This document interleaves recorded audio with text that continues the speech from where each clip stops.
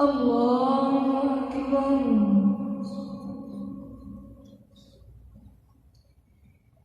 الحمد لله رب العالمين الرحمن الرحيم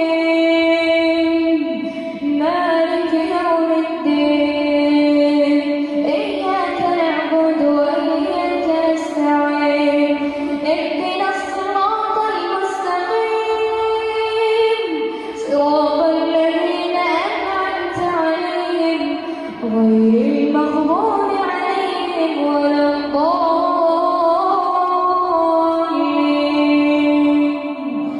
آمين. لقد كان في يوسف وإخوته آيات للسائلين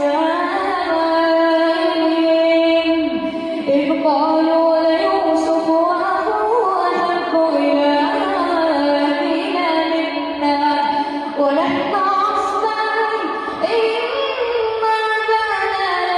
ضلال مبين اقتلوا يوسف أو اطرحوه يخل لكم وجه أبيكم وتكونوا من بعده قوما صالحين. قال قائل منهم لا تقتلوا يوسف وألقوه في غيابة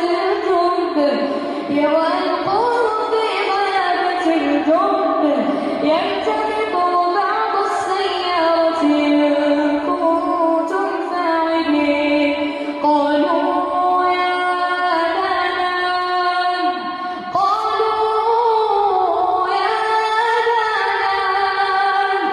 ما لك لا تمنى على يوسف وإنا له لناصحون أرسله معنا غدا يرتع ويلعب وإنا له لحافظون. قال إني ليحزنني أن تذهبوا به وأخاف أن يأكله الذئب وأنتم عنه غافلون.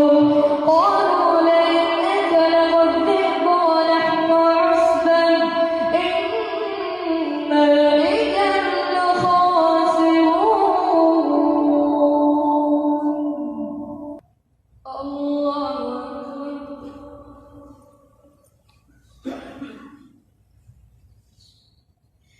الحمد لله رب العالمين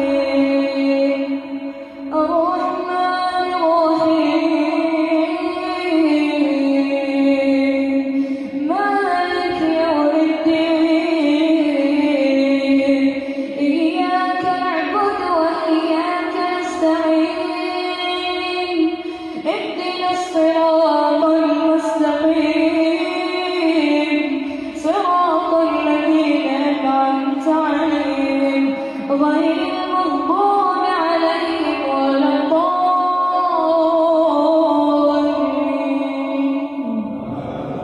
آمين. فلما ذهبوا به وأجمعوا أن